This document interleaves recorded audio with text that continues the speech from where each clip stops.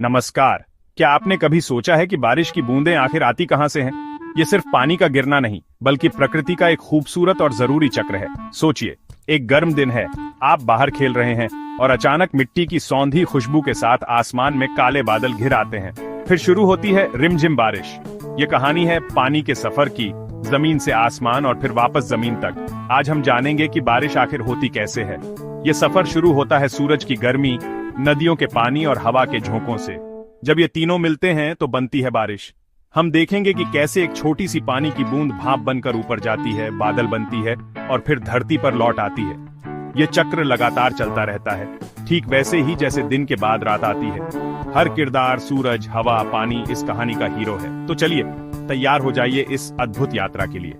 अगली बार जब बारिश होगी, आप उसकी हर बूंद की कहानी जान पाएंगे। तो सबसे पहला सवाल, बारिश है क्या? सीधा जवाब, आसमान से पानी की बूंदों का जमीन पर गिरना। लेकिन असल में यह जल चक्र का हिस्सा है।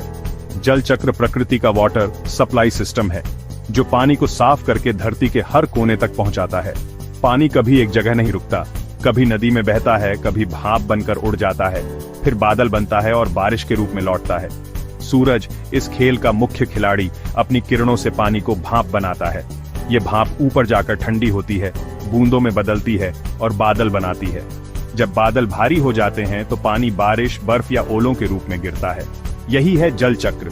अगली बार कोई पूछे कि बारिश क्या है तो बताइए, ये जल चक्र का हिस्सा है, जो धरती पर जीवन को बनाए रखता है। बारिश सिर्फ पानी नहीं, बल्कि जीवन देने वाला अमृत है, जो हरियाली, नदियां और खेतों के लिए जरूरी है। जल चक्र की शुरुआत होती है वाष्पीकरण से, जब पानी सूरज की गर्मी से भाप बनकर हवा में उड़ जाता है। ये ठीक वैसा ही है जैसे आप पानी उबालते हैं और उसमें से भाप निकलती है, बस प्रकृति यह काम बहुत बड़े पैमाने पर करती है। नदियां, समुद्र, झीलें, तालाब, हर जगह से पानी भाप बनता है। पेड़ पौधे भी पत्तियों से पानी छोड़ते हैं, जिसे वाष्पोत्सर्जन कहते हैं। यह भाप बहुत हल्की होती है, इसलिए ऊपर उठती है। गर्मी के दिनों में हवा में नमी महसूस होती है, वही जलवाष्प है। जितना ज्यादा तापमान, उतना तेज वाष्पीकरण, इसीलिए गर्मी में कपड़े जल्दी सूखते हैं। वाष्पीकरण के बिना पानी कभी आसमान तक नहीं पहुंचता और न ही बादल बनते हैं। यही है बारिश की कहानी की पहली सीढ़ी, पानी का धरती से आसमान तक सफर शुरू करना। जब पानी भाप बनकर ऊपर जाता है तो शुरू होता है संघनन, यानी भाप का फिर से पानी की बूंदों में बदलना। ऊपर जाते ही हवा ठंडी हो जाती है और भाप छोटे छोटे कणों के चारों ओर जमा होकर बूंदें बना लेती है। घर में भी देख सकते हैं, ठंडी बोतल पर पानी की बूंदें जमा हो जाती हैं, क्योंकि हवा की भाप ठंडी सतह से टकराकर पानी बन जाती है। आसमान में अरबों खरबों ऐसी बूंदें मिलकर बादल बनाती हैं। बादल असल में हवा में तैरती पानी की नन्ही बूंदों या बर्फ के कणों का समूह है। संघनन के बिना बादल नहीं बनते और बारिश की तैयारी नहीं होती। यह प्रकृति का जादुई मोड़ है। अदृश्य भाप दिखने वाले बादल में बदल जाती है। अब आता है वर्षण, यानी प्रेसिपिटेशन। जब बादल में पानी की बूंदें भारी हो जाती हैं तो वे गिरने लगती हैं। जैसे गीला स्पंज पानी छोड़ता है, वैसे ही भारी बादल बूंदें गिराते हैं। बारिश वर्षण का सबसे आम रूप है, लेकिन अगर तापमान बहुत कम हो तो पानी की बूंदें बर्फ बन जाती हैं। कभी कभी गिरती बूंदें रास्ते में जमकर ओले बन जाती हैं या बहुत हल्की फुहार के रूप में गिरती हैं। बारिश, बर्फ, ओले, फुहार, ये सब वर्षण के अलग अलग रूप हैं, जो तापमान पर निर्भर करते हैं। वर्षण से पानी नदियों, झीलों, तालाबों और जमीन पर लौटता है। ये किसानों के लिए वरदान है, फसलों और पीने के पानी के स्रोतों को भरता है। वर्षण धरती पर जीवन बनाए रखने का जरूरी माध्यम है, बादलों का सबसे कीमती तोहफा। जल चक्र का आखिरी कदम है संग्रहण। जब बारिश, बर्फ या ओले जमीन पर पहुंचकर इकट्ठा होते हैं, कुछ पानी नदियों, झीलों, तालाबों और समुद्रों में मिल जाता है, जहां से चक्र फिर शुरू होता है। बहुत सारा पानी जमीन में सोख लिया जाता है, जो भूजल बनता है। हमारे कुएं, हैंडपंप और ट्यूबवेल इसी से चलते हैं।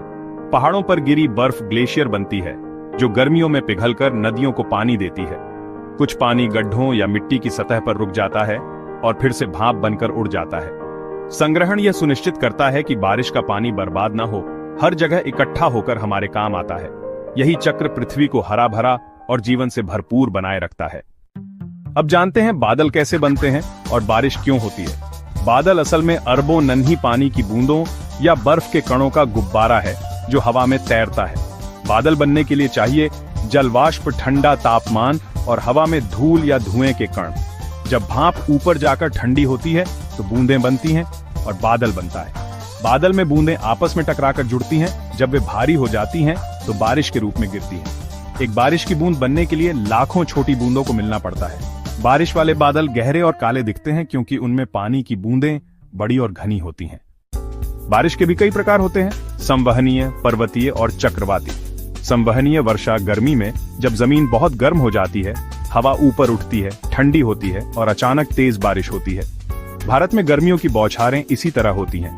पर्वतीय वर्षा जब नमी भरी हवा पहाड़ से टकराती है, ऊपर उठती है, ठंडी होती है और पहाड़ के एक तरफ भारी बारिश होती है। मुंबई, गोवा, केरल में मानसून इसी वजह से जोरदार होता है।